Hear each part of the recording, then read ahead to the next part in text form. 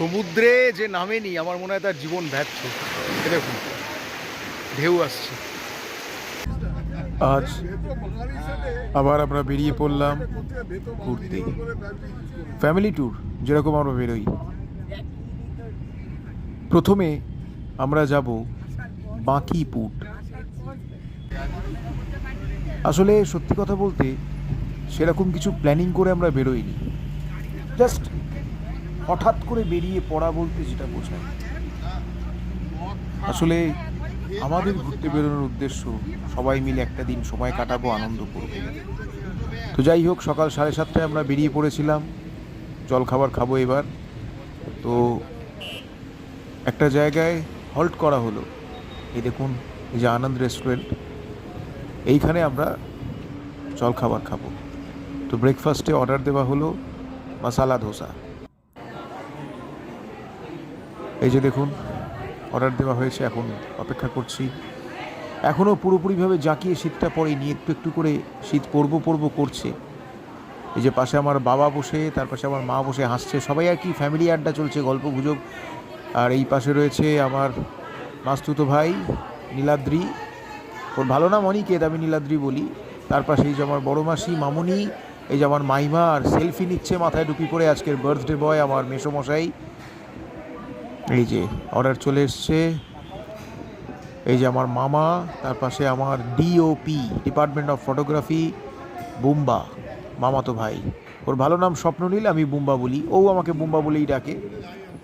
তো ব্রেকফাস্ট করে আবার আমরা রওনা দেবো। ব্রেকফাস্ট কারোরই খুব একটা পছন্দ হয়নি। এই যে আবার আমরা রওনা দিয়েছি। এই যে মামা লাড্ডু নিয়ে এসেছিল, এখন গাড়িতে যেতে যেতে লাড্ডু খেতে খেতে যাচ্ছি। যাওয়া যাক।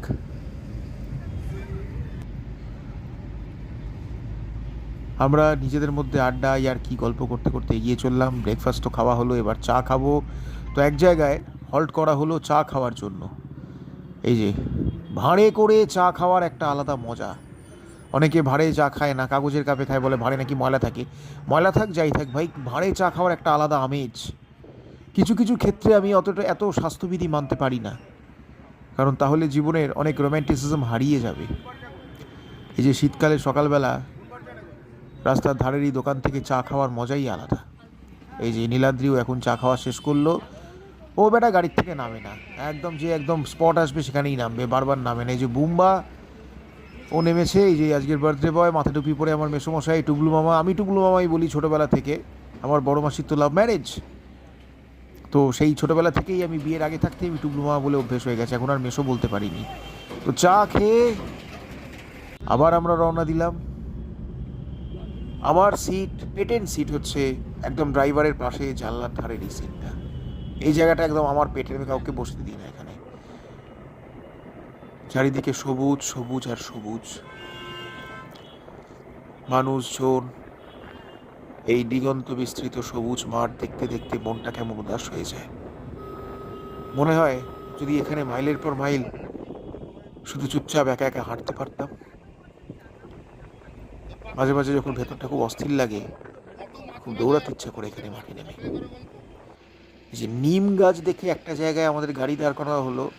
মামা মাইমা দুজনে মিলে যতটা পারলো ওই নিম ডাল পাতা সমস্ত ভেঙে নিল, আমিও একটা নিম ডাল পাতা ভেঙে নিলাম, নিয়ে পোজ দিয়ে একটা ছবি টবি তুলে নিলাম। এইবার আমরা পৌঁছে গেছি বাঁকেপুট। এই বাঁকিপুটে এখানে একটা সমুদ্র আছে। আমরা এখানে একটু খানিকক্ষণ ঘুরবো, একটু গল্প গুজব করবো, একটু হাওয়া টাওয়া খাবো, তারপর দেখা যাক কোথায় যাওয়া যায়। এই যে আবার দিগন্ত বিস্তৃত সবুজ মাঠ, আমি এখানে দাঁড়িয়ে খানিকক্ষণ ছবি টবি তুললাম, চুপচাপ দাঁড়িয়ে রইলাম। এই দিগন্ত বিস্তৃত সবুজ মাঠের সামনে এসে দাঁড়ালে মনটা কেমন শান্ত হয়ে যায়। এই যে এই রাস্তা দিয়ে, এই উপর দিয়ে এইবার আমরা সমুদ্রের দিকে যাচ্ছি। বয়স সবারই, ম্যাক্সিমামেরই এই উপরে ভেঙে ভেঙে উঠতে সমস্যা, হাঁটুর প্রবলেম একটা বয়সে সবারই। এখন থেকেই তাই জন্য এত ব্যায়াম ট্যায়াম করি, যাতে হাঁটুর সমস্যা কখনো না আসে। এই যে সমুদ্র, সমুদ্র আমার বরাবরই খুব প্রিয়। সেই ক্লাস 2তে পড়তে প্রথম বাবা মার সাথে সমুদ্র দেখেছিলাম। না না না, তার আগে প্রথম দেখেছিলাম 1990 সালে মুম্বাই গিয়েছিলাম যেবার। একজন পরামর্শ দিল পাশেই মন্দারমণি থেকে ঘুরে আসতে। তো আমরা আবার এখান থেকে রওনা দিলাম। এখানে বিশেষ কিছু দেখার কিছু নেই। আমরা রওনা দিয়ে এবার এগোতে লাগলাম মন্দারমণির দিকে। তো মাঝে একটা জায়গায় হল্ট করা হলো, সেখান থেকে আমরা আমাদের লাঞ্চটা প্যাক করে নিলাম, পার্সেল করে নিলাম। তো মন্দারমণি পৌঁছে আমরা আমাদের লাঞ্চটা খেয়ে নেব। এই যে ঢুকে গেছি মন্দারমণি।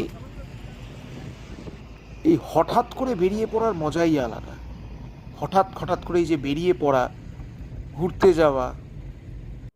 এই পৌঁছে গেছি মন্দারমণি, একটা ছোট্ট মন্দিরটা বন্ধ ছিল তাই আর ভিডিও করতে পারিনি আমি। এখানে পাশেই আমরা গাড়ি দাঁড় করিয়ে আগে আমরা আমাদের লাঞ্চটা খাবো। এই যে mix fried rice with chilli chicken. আমার মাইমা খাবার ডিস্ট্রিবিউট করছে। মাইমা খুব ভালো ডিস্ট্রিবিউট করতে পারে, রান্নাও খুব ভালো করে মাইমা। এই যে আমার মা, এই যে চিলি চিকেন আর মিক্স ফ্রাইড রাইস অল্প অল্প করে সবাই মিলে ভাগাভাগি করে খেয়ে নিলাম। এইবার একটু সমুদ্রের দিকে টহল দিতে যাব। এই যে কত জিনিসপত্র কাঠের, এইগুলো আমার খুব প্রিয়। চলুন এবার সমুদ্রের দিকে যাওয়া যাক। সমুদ্র বরাবরই আমার খুব প্রিয়, সেটা বলছিলাম খুব ছোটোবেলা থেকে। এই যে সমুদ্র চলে এসছে। বাবা নিচে নামতে পারবে না, তাই বাবা উপরটা একটা জায়গা দেখে চুপ করে বসে রইল। আমরা সবাই নিচে নামলাম সমুদ্রে। চলুন দেখি। আমি আমার ভাই বুম্বার হাতে মোবাইলটা ধরিয়ে দিয়ে আমি চললাম সমুদ্র অভিমুখে। এই যে বললাম, সমুদ্র আমার ভীষণ প্রিয়। আমার বড় ভালোবাসার জায়গা হচ্ছে সমুদ্র। আমি সাঁতার কাটতে পারি না, কিন্তু সমুদ্র নামলে আর দেখতে হচ্ছে না আমাকে আর পায়েকে। এই যে পড়ন্ত বিকেলে এই যে সূর্যের এই যে প্রতিবিম্বটা পড়েছে, আহা, এসব দিকে তাকিয়ে থাকলে মনটা কেমন উদাস হয়ে যায়। এই যে সবাই ছবি তুলতে এখন ব্যস্ত। মামা, ভাই, মাইমা, মামুনি সবাই মিলে ছবি তুলছে। যাই সমুদ্রে গিয়ে হেঁটে আসি। আবার বুম্বার হাতে ফোনটা দিলাম, দিয়ে ও বেটা সমুদ্রে নামবে না, ওর চামড়ার জুতো বলে জুতো ভিজে যাবে। যাই আমি সমুদ্র থেকে ঘুরে আসি।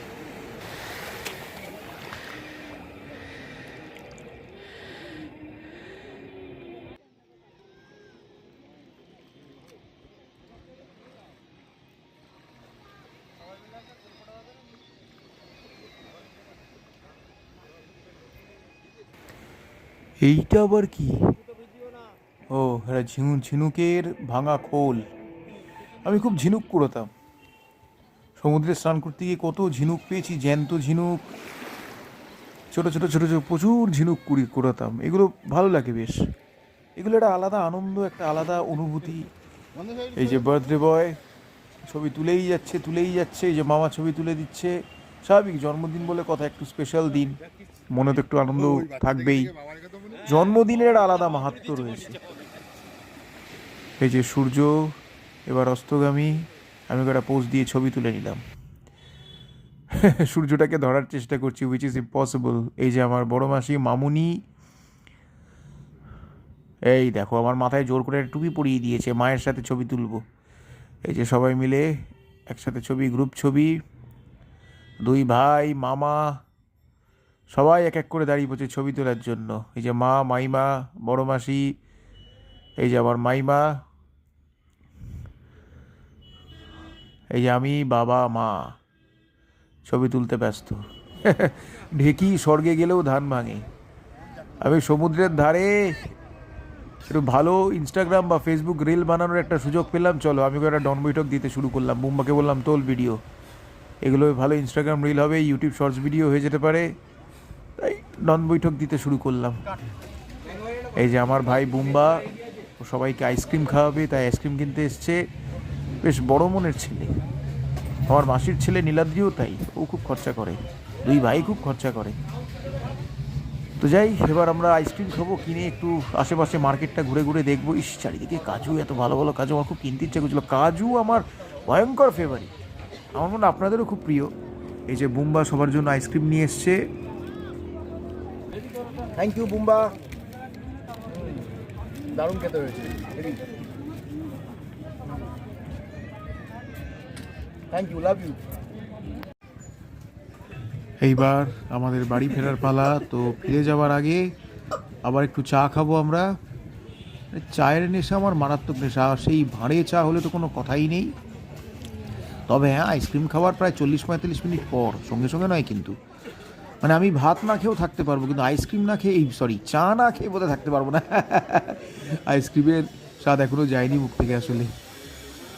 চা শেষ করে এবার আমরা একটু আশপাশটা দোকান টোকান ঘুরে দেখলাম, মানে যেটাকে বলে উইন্ডো শপিং। একটু উইন্ডো শপিং করছিলাম আমরা, খুব একটা বেশি কিনতে পারিনি, কারণ মন্দারমণি যাবো এরকম তো কোনো প্রস্তুতি ছিল না।